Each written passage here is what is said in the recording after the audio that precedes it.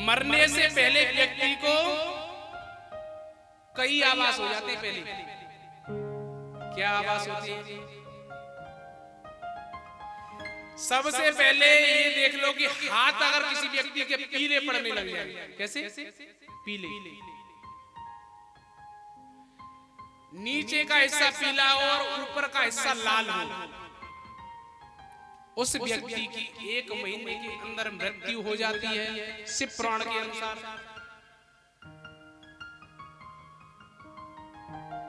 दूसरी बात,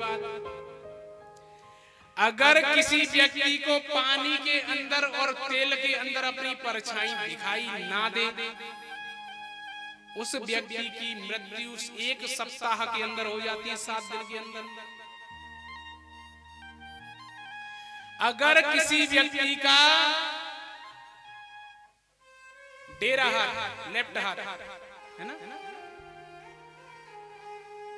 फड़फड़ाता है, कंपन आता है, उस व्यक्ति की आयु में सिर्फ 11 दिन शेष रह जाते हैं। कितने दिन? लेकिन हाथ कम से कम 24 घंटे फड़कना चाहिए, है ना?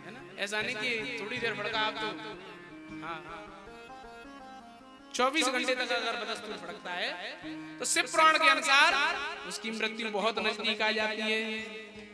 और प्यारे, अगर किसी व्यक्ति के जीव का स्वाद चला जाए, किसका?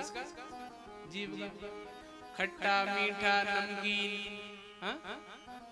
कुछ भी उसको समझ में नहीं आता हो, उस व्यक्ति की उम्र में सिर्फ 6 महीने शेष रह गए। कितने? 6 महीने। 6 महीने में उस व्यक्ति की मृत्यु हो जाएगी। और प्यारे, अगर किसी व्यक्ति को 12 बजे के बाद में, रात्रि के बाद में चंद्रमा दिखाई ना पड़ता हो,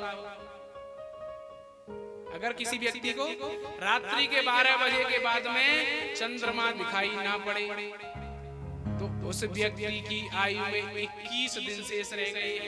कितने दिन? 21।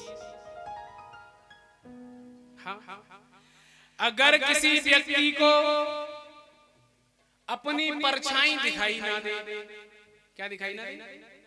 परछाई, उस व्यक्ति की मृत्यु में सिर्फ और सिर्फ 24 घंटे बाकी है। कितने? 24 घंटे। 24 घंटे के अंदर उस व्यक्ति की मृत्यु निश्चित है। अगर किसी व्यक्ति को उत्तर दिशा में ध्रुव तारा दिखना बंद हो जाए, कौन सा? ध्रुव तारा, उस व्यक्ति की उम्र में भी 21 दिन शेष रह जाते हैं। 21 दिन के अंदर मृत्यु निश्चित है। ये 8 बातें हमेशा याद रखना। जिस व्यक्ति की मृत्यु निश्चित आ जाती है, उसको ये अपशगुन होना प्रारंभ हो जाता है। हाँ, स्वप्न का भी बड़ा महत्व होता है। हाथों के फड़कने का, आंखों के फड़कने का, दाईं आंख फड़कने का, बाईं आंख फड़कने का ज्योतिष अपना अलग प्रभाव बताती है। अगर किसी व्यक्ति का सीधा, है ना,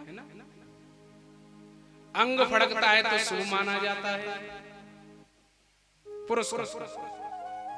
और स्त्री का वाम अंग फड़कता है तो शुभ माना जाता है। और अगर किसी व्यक्ति की दोनों आंखें फड़कती हो तो आंखों के डॉक्टर से संपर्क कर ले, ये रोग है ना, ये रोग है।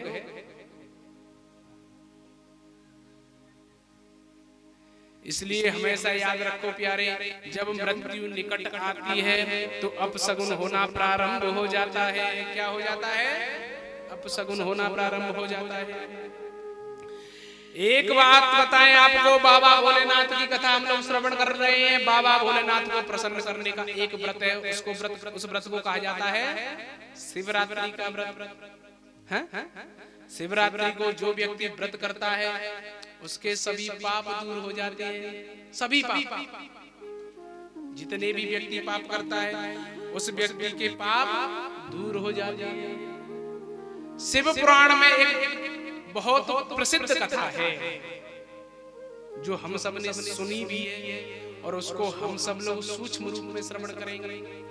एक बार की बात है, एक किरात था, भील था। कौन था?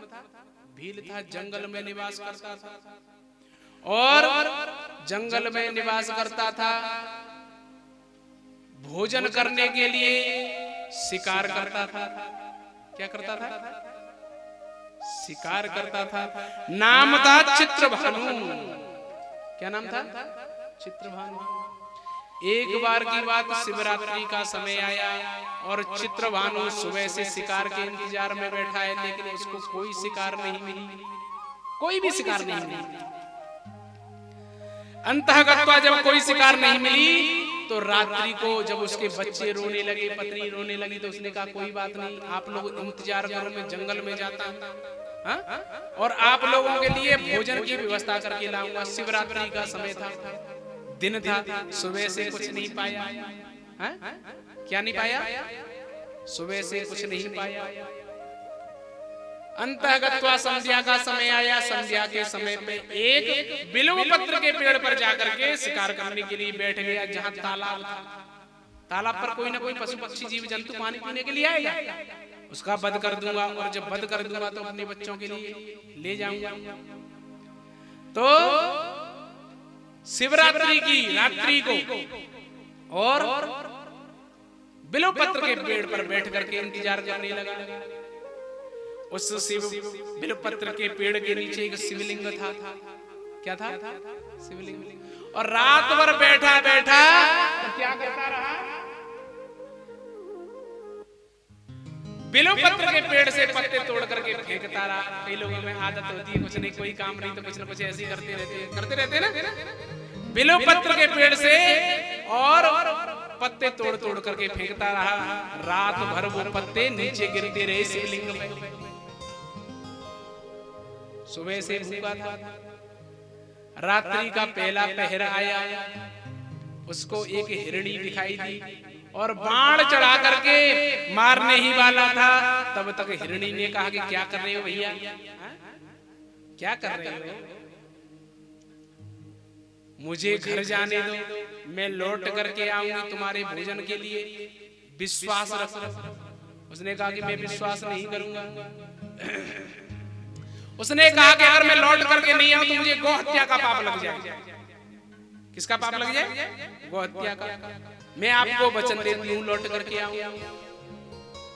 जब ये कहा तो किरात ने, भील ने सोचा कि ठीक है, क्योंकि इसके अंदर का पाप नष्ट हो चुका था, सुबह से व्रत किया था और बाबा भोलेनाथ को बिल्वपत्र चढ़ाता रहा रात भर, तो पाप तो नष्ट हो गया, दया का प्रादुर्भाव हो गया हृदय में। अंत में हिरणी से कहा कि जल्दी लौट करके आना, मेरे बच्चे भी भूखे हैं। हिरणी चली गई। कुछ देर बाद ही हिरण आ गया पानी पीने के लिए तालाब के किनारे, और जब बाण चढ़ा करके मारने लगा तो उसने भी कह दिया कि क्या कर रहे हो भैया, मुझे जाने दो, अपने बच्चों से मिल करके लौट करके जरूर आऊंगा तुम्हारे भोजन के लिए। भील ने कहा कि नहीं नहीं, मैं तुमको जाने नहीं दूंगा। बोले मैं तुमको विश्वास देता हूं, मुझे वेश्या गमन का पाप लग जाए, पर स्त्री का पाप लग जाए, पर स्त्री गमन का, अगर मैं लौट करके नहीं आया तो। अंतःगत्वा भील ने कहा कोई बात नहीं, जल्दी लौट करके आना।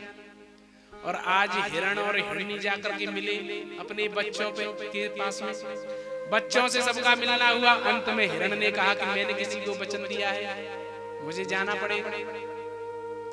हिरणी ने कहा कि वचन तो मैंने भी दिया है, उसी को मैं भी जाऊंगी उसके भोजन के लिए, मैं अपना वचन नहीं तोड़ सकती।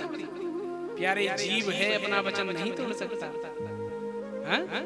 जीव अपना वचन नहीं तोड़ सकता, और हम लोग अपना वचन नहीं निभा सकते। कभी भी आप लोगों ने किसी हाथी को कभी किसी का वध करते हुए देखा है? किसी की शिकार करते हुए देखा है? कितना बड़ा पेट होता है, लेकिन उसको पूरा भरोसा रहता है कि मेरा काम अन्न से चल जाएगा, घास से चल जाएगा। लेकिन हम लोगों का छोटा सा पेट नहीं करता है। हमने अपने नियम छोड़ दिए, जीव जंतु तो आज भी अपने नियम पे हैं। हिरण ने और हिरण्य ने कहा कि नहीं, हम तो लौट करके जाएंगे, अपने वचन दिया है। तो हिरणी ने कहा कि घर का स्वामी तो पति होता है, आप रुको, आप बच्चों की देखभाल करना, मैं उसके शिकार के लिए चली जाती।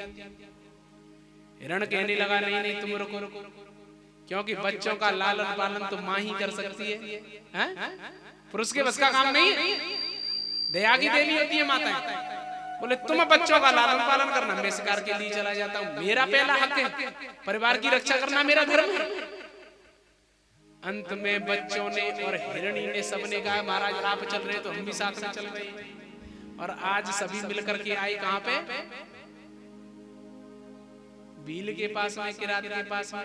तब तक सुबह होने वाली थी। क्या होने वाला था? सुबह होने वाली थी, ब्रह्म मुहूर्त का समय आ गया। और प्यारे जब वो लोग आए, भील ने देखा, भील ने कहा तुम लोग आ गए? बोले हाँ। तो भील ने सोचा मेरे जैसा कोई नीच नहीं हो सकता, अपना पेट भरने के लिए मैं इस दिन का वध करूं, ये तो शोभा नहीं देता। अंत में सारी रात कीर्तन किया, सारी रात, और बिलपत्र चढ़ाए भोलेनाथ में। उसका प्रभाव हृदय में भोलेनाथ का प्रादुर्भाव हो गया। अंतःगत्वा भोलेनाथ प्रकट हो गए। हे भील, मैं तुमको वरदान देना चाहता हूँ, वरदान मांग लो। बाबा भोलेनाथ तो भोलेनाथ। अंत में उस भील किरात ने कहा महाराज मुझे कुछ नहीं चाहिए, बस ये दे दो कि मेरे ऊपर आपकी कृपा बनी रहे, भक्ति प्राप्त हो जाए। यारे बाबा भोलेनाथ ने कहा कि ऐसा आशीर्वाद दूंगा कि जीवन धन्य हो जाएगा। जाओ आशीर्वाद देता हूं, श्रृंगवेरपुर के राजा बनो। क्या बनो? राजा बनो। और आप निषाद नाम के राजा के रूप में राज्य करना, और तुम्हारे द्वार पर चल करके स्वयं राम जी आएंगे। श्रृंगवेरपुर में जाकर के राम जी गए थे, निषाद राज ने सेवा की थी राम जी की। तो ये बड़ा सुंदर चरित्र है प्यारे। जो व्यक्ति शिवरात्रि का व्रत करता है उसके सभी पाप नष्ट हो जाते हैं। क्या हो जाते हैं? पाप नष्ट हो जाते हैं। एक बार जीवन में शिवरात्रि का व्रत कर लो, सभी पापों से मुक्ति मिल जाती है। बड़े सुंदर सुंदर चरित्र है प्यारे शिव पुराण में, जिनको हम और आप श्रवण कर रहे हैं। लेकिन प्यारे घड़ी ने बजा दिया है 2:45, और आप लोगों ने भी अपने घुटने पकड़ना प्रारंभ कर दिया। और हमारी एक आदत है, कोई व्यक्ति श्रद्धा से सुनता है तो सुनाते, नहीं सुनता है तो वो अपने घर और हम